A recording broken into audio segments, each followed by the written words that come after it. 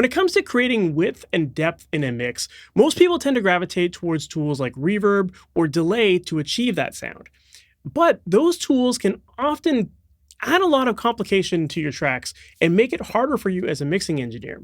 So in this video, we're going to talk about an easy solution for adding width and depth to your mixes, but without overcomplicated signal chains, muddy sounds, and all of the trouble that is often associated with tools like reverb and delay. So first, let's talk about reverb. Now, when it comes to reverb, reverb can sound great, and it's awesome for when you want your mixes to sound really lush and wide and full. But when you're focusing on clarity, reverb can often be problematic. And the big reason for this is that it adds a lot of sustain to whatever the source material is that you're feeding it. So let's say you're working on a vocal track and it's got a lot of low end, or maybe it has a lot of sibilants. All of that low end or top end, that's going to be extended and sustained due to the reverb tail. So if you have an S, instead of it being like a S, it's going to be a S. You know what I mean? So reverb can make mixes pretty muddy. Let's demonstrate that here. So here's a mix. Let's listen to the vocal, just dry, no reverb, no anything. But now we gotta think about that shit. I feel like I'm chained, would you let me go? I could sign up for that rat race, but what do I do but my damn ego? I really am going batshit. I feel like I'm chained, would you let me go? Yeah, I would've killed on my passion, but what would you do but my damn ego? I could never.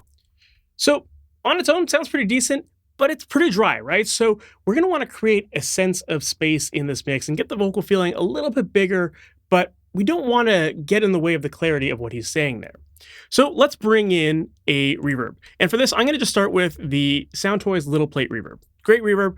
And I've basically shortened the decay time here to just under a second because we don't want it to be super lush in this case. We want it to be a little bit tighter sounding to make it at least work with the tempo of the song. So here it is, just with the reverb in it. But now we gotta think about that shit. I feel like I'm chained, would you let me go? I could sign up for that rat race, but what do I do but my damn ego? So right away, you can hear that with the sustain of the reverb tail, we're starting to lose clarity between the notes. We're hearing a little bit of muddiness in between everything. Let me play that one more time and pay attention to that. But now we gotta think about that shit. I feel like I'm chained, would you let me go? We're starting to lose the definition of like the drums and the kick and the snare and the beat that really is supposed to drive this song. So we're hearing a little bit more of that low end and that top end being sustained here. So in this case, maybe what we need to do is we need to add a little bit of EQ. So let's bring in an EQ here. And we're just going to start with EQ to start. I've already got it dialed in, adding a little bit of a low pass filter here just to reduce some of that top end sibilance. And then there's a little bit of muddiness going on around the 700 hertz area. So just bringing this down a little bit to clean this up. So now let's listen with the EQ off and then we'll bring it in. But now we gotta think about that shit. I feel like I'm chained, would you let me go? I could sign up for that rat race, but what do I do but my damn ego? I really am going batshit. I feel like I'm. It definitely tightens it up a little bit. It's giving a little bit more clarity, but we still have this unevenness in the dynamics. We still have this sustain that is kind of fighting us a little bit.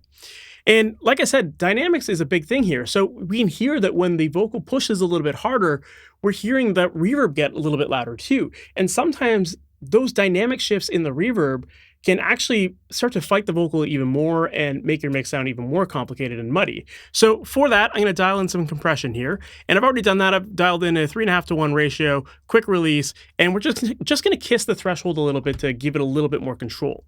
So before we do that, let's listen to it with no compression on, and let's pay attention to our meters here. But now we gotta think about that shit. I feel like I'm chained, would you let me go? I could sign up for that rat race, but what do I do but my damn ego? I really am going batshit. I feel like I'm chained, would you let me go? Yeah, I would've killed on my passion. So you can see that the meters are dancing around a little bit, and especially on notes where he pushes a little harder, you can see that reverb kind of spike a little bit, and it jumps out a little bit more in the mix. So let's bring in the compression, and now we're going to see that our meters feel a lot more controlled. But now we gotta think about that shit. I feel like I'm chained, would you let me go? I could sign up for that rat race, but what do I do but my damn ego? I really am going batshit. I feel like I'm chained, would you let me go? Yeah, I would've killed on my passion, overall, that sounds a lot better, right? Took a few steps to get there between the EQ and the compression, but it's sounding better. Although we still are fighting that sustain that's happening here. So another solution that a lot of people like to do to maybe create a little bit more pocket in a mix is to add a little bit of modulation. Sometimes with modulation, we can kind of create a little bit of movement in our track, a little bit more clarity, and sometimes that can help. So in this case, let's bring in something like the Universal Audio Dimension D plugin. I find that this sometimes just makes things feel a little bit wider, creates a little bit more of a pocket in the center of the mix. So let's start with it out and then we'll bring it in. But now we gotta think about that shit. I feel like I'm chained, would you let me go? I could sign up for that rat race, but what do I do but my damn ego? I really am going batshit. I feel like I'm chained. It's very, very subtle. It helps a little bit, but ultimately we still have all of that sustain happening on the reverb that is kind of just making the mix not that clear. So what's an alternative to that? Well, most people would use delay. And not just any delay. Typically for this kind of thing where you're working with a vocal, you're going to want to use a slap delay. And the idea behind the slap delay is that rather than having a sustained sound like a reverb would have, you're going to hear the delay happen once and it's in and it's out. And so it happens very quickly and then it's gone. So it kind of creates a little less clutter between the notes because you don't have that long sustained tail of a reverb. Now, what you might want to do if you're trying to create more of that width in your mix is use a stereo slap delay or a ping pong effect. And with this, what you're going to hear is one bounce off of the left, one bounce off the right, or vice versa. And then it's in and out. So that kind of gives us this perception of depth because we hear the sound bouncing from the left and right sides of the speaker. So it makes it feel a little bit wider. Now, again, we may run into some issues where with a delay, anything that's in that source track, whether it's sibilants or low end or whatever, we're going to hear that in our delay. So let's dial in some delay and hear how that actually sounds. So for this, I'm going to just use the Pro Tools stock delay. And typically when it comes to dialing in a slap delay or ping pong delay effect like this, what you're going to do is you're going to want to set a delay time and then multiply that times 2 for the other side. So for example, let's say you have a 100 millisecond delay on the left, you're going to want a 200 millisecond delay on the right. And the reason for that is that it helps it feel a little bit more locked in when we use multiples. So let's just start off with something like 100 milliseconds on one side and 200 on the right. All right, so let's hear what this sounds like now. But now we gotta think about that shit. I feel like I'm chained, would you let me go? I could sign up for that rat race. And let's check that out compared to the reverb. But now we gotta think about that shit. I feel like I'm chained, would you let me go? The reverb definitely feels much more muddy, but our delay has a lot of top end stuff happening that is pretty distracting and kind of annoying, to be honest. So in this case, what we're going to do is just use a low pass filter to reduce some of that top end. Hopefully that takes care of some of this. So in this case, I'm going to just drop it down to 5,000 hertz on the low pass. But now we gotta think about that shit. I feel like I'm chained, would you let me go? I could sign up for that rat race, but what do I do but my damn ego? So that's sounding significantly better as far as taming a lot of that top end, but I'm still hearing some of those S's coming out. So in this case, we need to use some de-essing to control some of that. So I'm going to just bring in a de-esser here. And let's bring this in. But now we gotta think about that shit. I feel like I'm chained, would you let me go? I could sign up for that rat race, but what do I do but my damn ego? I really am going batshit. I feel like I'm chained, would you let me go? Yeah, I would've killed on my passion, but what? So that's taking care of some of the S's now. It's giving it a little bit more control. Now, let's again check this out against the reverb. But now we gotta think about that shit. I feel like I'm chained, would you let me go? I could sign up for that rat race, but what do I do but my damn ego? Yeah, reverb's still sounding muddy here.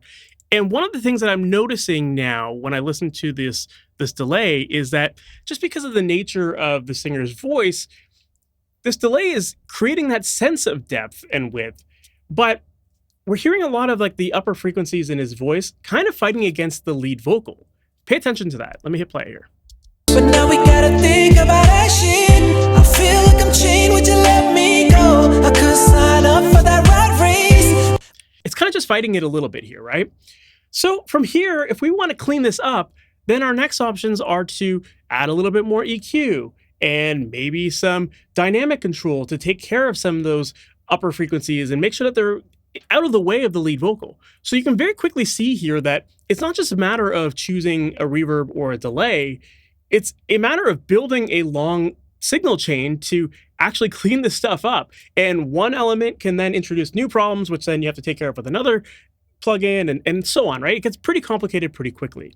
So now let me show you a way easier solution that's going to get you much better results in way less time. And that is by using a plugin called Slapshot that I've built through my company, Carve Audio. Now, with Slapshot, this plugin is based on the slap delay principle that we talked about earlier. But instead of having to build complicated signal chains using de-essing and EQ and dynamic control and all that kind of stuff that can go on to get your clarity, that's all taken care of under the hood here. And instead, what we have is primarily this tightness knob. This is the main control that you're going to need in this plugin. And with this, as you move your knob to the left, you're going to get a tighter delay sound. As you move it to the right, you're going to get a looser delay sound. Pretty simple. So you just basically have to dial this into taste. And then under the hood, like I said, all of that dynamic processing, de-essing, EQ, all of that is being taken care of so that you don't have to worry about it. So let's start off by dialing in something quick. And we're just starting off with the factory settings here. But now we gotta think about that shit. I feel like I mean, already that sounds pretty good. Let's go a little bit tighter sounding as far as the delay goes. But now we gotta think about that shit. I feel like I'm chained, would you let me go? I could sign up for that rat race, but what do I do but my damn ego? That's already sounding pretty locked in. And if we compare that against what we had with our Pro Tools delay, see that. But now we gotta think about that shit. I feel like I'm chained, would you let me? Again, that Pro Tools delay, you hear all that top end sibilance and stuff like that. That's all taken care of here. Like, I haven't even adjusted our low pass filter, and it already sounds way cleaner in the top end because it's taking care of a lot of that de-essing that's happening whenever it hears that sibilance. Now, if I wanted, I could absolutely bring down the low pass filter to clean things up a little bit more. So let's play with that. But now we gotta think about that shit. I feel like I'm chained, would you let me go? I could sign up for that rat race, but what do I do but my damn ego? I really am going back. It cleans it up a little bit. Not too necessary, though. It's taking care of most of the work under the hood. So, I mean, already you can see just how easy this was to dial in a pretty quick sound. And when we compare that against our reverb, let's check that out. So here is the reverb first. But now we gotta think about that shit. I feel like I'm chained, would you let me go? I could sign up for that rat race. And now let's bring in Slapshot. But now we gotta think about that shit. I feel like I'm chained, would you let me go?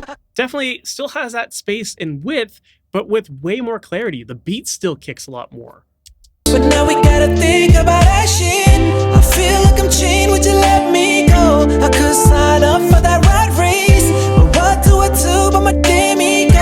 I really am going back And you shit. hear a lot more of that like snare sound cutting through because there's more space in this. I mean, if we wanted to go really spacey with this, we could absolutely do that. But now we gotta think about that shit. I feel like I'm chained, would you let me go? I could sign up for that rat race. And that creates a little bit more width and a little bit more of that kind of longer reverb tail sort of sound, but still with more space in there.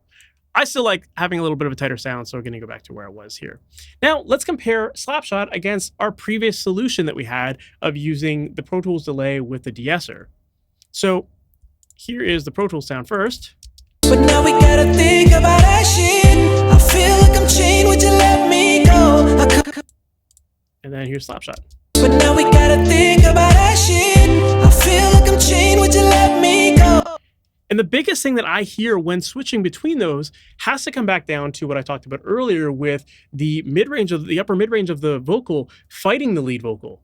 Instead, Slapshot is making our lead vocal sit in front while still giving us this depth and width. So although it may be a subtle thing, it is creating less work for you because all of that processing that's happening under the hood is dealt with and you don't have to worry about it. So that's why this solution exists and why I built this.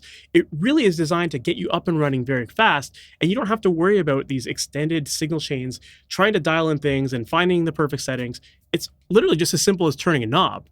Now with this plugin, there are also other options here. We could play around with our lo-fi settings if we wanted to get more of an effect. We could also add a little bit of distortion. Sometimes that can be really cool as far as getting some character. But for the sake of what we're talking about in this video, when it comes to creating depth and width, you can quickly see here how reverb and delay, they are great solutions, but they do come with their own problems.